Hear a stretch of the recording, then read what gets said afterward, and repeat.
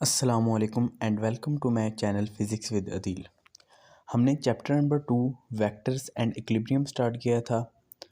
उसका आज हम next topic vector addition by rectangular components discuss करेंगे। ये बहुत ही इजी और इम्पोर्टेंट लोग हैं बोर्ड के हवाले से। मैं आपको बहुत ही ईजीएस्ट वे बताऊंगा, साथ साथ अगर आप लिखते रहेंगे तो बहुत अच्छा होगा। मैं आपको बहुत इजी वे में ये समझा दूंगा। बहुत इम्पोर्टेंट है, बहुत ज़्यादा इजी भी है, बोर्ड के हवाले से बहुत ज़्यादा इम्पोर्टेंट है। तो सबसे पहले हम इसकी डायग्राम को डिस्कस करते हैं कि उन्होंने कहा है कि let's take the two vector, एक वेक्टर ए, एक वेक्टर बी।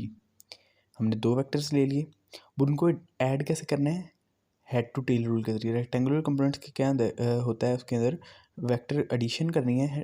वेक्टर एडिशन कैसे होती है? हेड टू टेल रूल के ज़रिए से, यानी पहले वेक्टर का हेड दूसरे की टेल, ये कोइंसाइड करनी चाहिए। ऐसा हो रहा है ए वेक्टर बी वेक्टर। अब उसके बाद क्या है, हमने ए और बी वेक्टर तो ड्रॉ कर लिया, अब हमें रिजल्टेंट वेक्टर ड्रॉ करना है। रिजल्टेंट वेक्टर किसके इक्वल आ गया? ए वेक्टर प्लस बी वेक्टर के इक्वल आ गया। अब इसके बाद हमने वेक्टर्स के कंपोनेंट्स ड्रॉ कर लेने हैं, जो मैंने ऑलरेडी किए हुए हैं। A X component, A Y, B X B Y कर लिया। उसके बाद हम इसकी एक्सप्लेनेशन की तरफ बढ़ते हैं। इसकी एक्सप्लेनेशन आपने वही जो बुक के ऊपर एक पैराग्राफ है पहला, तो वही लिखना है। Let A and B are two vectors which are represented by two directed lines. यानी कि ए और बी दो वेक्टर्स हैं, उनको रिप्रेजेंट किया गया है टू डायरेक्टेड लाइन से। डायरेक्टेड लाइन का मतलब है कि वो डायरेक्शन को रिप्रेजेंट कर रहे हैं, यानी इनके ऊपर एरो हेड लगा हुआ है। अब देखें, ए के ऊपर भी एरो हेड लगा है, बी के ऊपर भी एरो हेड लगा हुआ है। ठीक हो गया। अब वो किसी रिप्रेजेंट हो रहा है? डायरेक्टेड लाइन से। Let A and B are two vectors which are represented by two directed lines. ये एरो हेड लगा हुआ है, इसके ऊपर भी एरो हेड लगा हुआ है, तो इसको डायरेक्टेड लाइन से रिप्रेजेंट करना है, ए को भी और बी को भी। उसके बाद नेक्स्ट है कि the vector B is added to vector A by head to tail rule of vector addition. जैसा कि मैंने आपको स्टार्ट में बता दिया कि वेक्टर बी को ए के अंदर ऐड करना है, लेकिन कैसे करना है? हेड टू टेल रूल के ज़रिए से। कैसे है उसका पॉइंट? कि पहले वेक्टर का हेड दूसरे वेक्टर की टेल से कोइंसाइड करना चाहिए। ऐसा हो रहा है कि नहीं हो रहा? हो रहा है। ए की जो हेड है वो बी के साथ कोइंसाइड कर रहा है। उसके बाद वो कहा है कि the resultant vector is given in direction and magnitude vector OP. अब हमने रिजल्टेंट भी ड्रॉ कर लिया, जो मैंने आपको पहले बता दिया। इसके साथ मैग्नीट्यूड भी, लाइन उसकी मैग्नीट्यूड को शो कर रही है, और हेड जो एरो हेड है वो उसकी डायरेक्शन को रिप्रेजेंट कर रहा है। तो ये क्या है? वेक्टर है, ओपी से रिप्रेजेंट कर रहे हैं।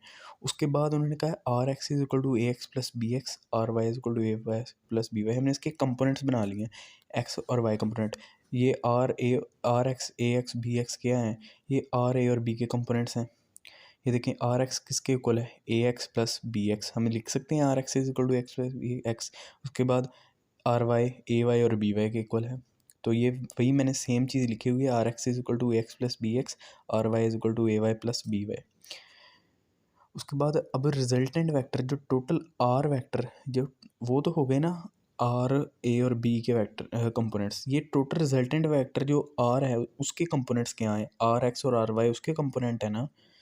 तो अब हम इसको इस तरह भी लिख सकते हैं, आर एक्स और आर वाई की वैल्यू पुट कर सकते हैं। आई और जे वो यूनिट वेक्टर को रिप्रेजेंट कर रहे हैं, डायरेक्शन को रिप्रेजेंट कर रहे हैं। तो अब हमने उसको वैल्यू इस तरह पुट करके हमने लिख दिया। हम लिख भी सकते हैं, उसकी वैल्यू पुट कर दी हमने उसके अंदर।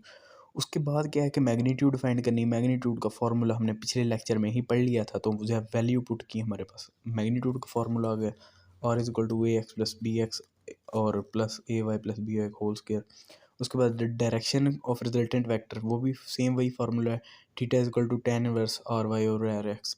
इसको और एलेबोरेट करके लिख देंगे तो theta is equal to tan inverse A Y plus B y A x और प्लस बी एक्स। ठीक हो गया। और यहाँ तक हमने लिख लिया, हमने डायरेक्शन मैग्नीट्यूड भी फाइंड कर लिया, डायरेक्शन भी फाइंड कर ली। हमारे पास इसकी एक एक्सटेंडेड फॉर्म होती है कि अगर 2 3 4 वेक्टर्स हों तो तब हम क्या करेंगे? तब उसके लिए भी फार्मूला सारा स्टेप वही सेम रहेगा, बस हमने इधर लिख देना एक्सटेंडेड फॉर्म में अप टू सो ऑन, इसके साथ भी अप टू सो ऑन। उसके बाद नीचे डायरेक्शन रिप्रेजेंट किया tan theta A Y plus B y plus C y up to so on, A x plus B x plus C x up to so on. अब जो वो तो हमारा जो लॉन्ग है वो यहाँ तक मुकम्मल हो गया। बहुत छोटा सा लॉन्ग है, बहुत ईजी है और पेपर के हवाले से बहुत इंपॉर्टेंट भी है। लॉन्ग तो हमारा यहाँ तक हो गया जी ख़त्म। अब उसके बाद क्या है, उसके बाद उन्होंने कुछ हमें समझाने के लिए एक समरी बनाई हुई है, जो है क्वेश्चन के एंड के ऊपर एक समरी सी लिखी हुई है। वो सारा कुछ वही क्वेश्चन है, मैं भी आपको समझा देता हूँ। Find x and y components of all the given vectors. Summary के अंदर क्या लिखा है, find x and y components of all the given vectors. जैसा कि हमने भी पीछे फाइंड किए हैं, हमने एक्स और वाई कंपोनेंट फाइंड किए हैं ना। पहले हमने ए के एक्स कंपोनेंट ए वाई, फिर बी के एक्स कंपोनेंट और वाई कंपोनेंट फाइंड किया है। तो वही स्टेप है, पहला step, find x and y components of all the vectors. ठीक हो गया। उसके बाद find R x by adding x component of the all the vectors. Find R y by adding y components of all the vectors. ये भी हमने किया था पीछे, सेम वही स्टेप है, बस उसको एक दोबारा एक जो है थ्योरी में लिखा हुआ है दोबारा से कि आर एक्स और आर वाई फाइंड करना है। तो वो हमने किया था ए एक्स और बी एक्स को और ए वाई और बी वाई को ऐड करके। तो ये क्या है, उसके कंपोनेंट्स ही हैं। उसके बाद फिर क्या है कि मैग्नीट्यूड को फाइंड करना है, कौन सा फार्मूला यूज़ करके, ये वाला R is equal to R x square plus R y square under root के। तो वो भी हमने फाइंड किया, सेम वही मैग्नीट्यूड फाइंड किया ना, ए एक्स प्लस बी एक्स का होल स्क्वायर ए वाई प्लस बी वाई का होल स्क्वायर, वही फार्मूला यूज़ करना है। तो उसके बाद फिर उन्होंने कहा है कि find the direction by using theta is equal to tan inverse R y over R x. तो हमने भी सेम यही फार्मूला यूज़ किया, फाइंड किया theta is equal to tan inverse R y और आर एक्स। इसको एलेबोरेट करके और ज़्यादा लिख दिया, तो हमने ऐसे लिख दिया। तो क्या है, find x and y components, x और वाई कंपोनेंट फाइंड करने हैं। आर एक्स फाइंड करना है, किसको यूज़ करके, ऐड करके एक्स कंपोनेंट्स को। आर वाई फाइंड करना है, वाई कंपोनेंट्स को ऐड करके। उसके बाद हमने मैग्नीट्यूड फाइंड करना है, ये गिवन फार्मूला यूज़ करके। उसके बाद डायरेक्शन फाइंड करनी है, ये नीचे वाला फार्मूला यूज़ करके। तो ये हमारी समरी भी यहाँ तक ख़त्म। इसके अंदर कोई रॉकेट साइंस नहीं, बहुत इजी और बहुत सिंपल सा लॉन्ग था। यहाँ हमारा लॉन्ग ख़त्म होता है। उम्मीद है कि आप लोगों को बहुत अच्छी तरह समझ आई होगी। अगर वीडियो अच्छी लगी हो तो ज़रूर सब्सक्राइब करें।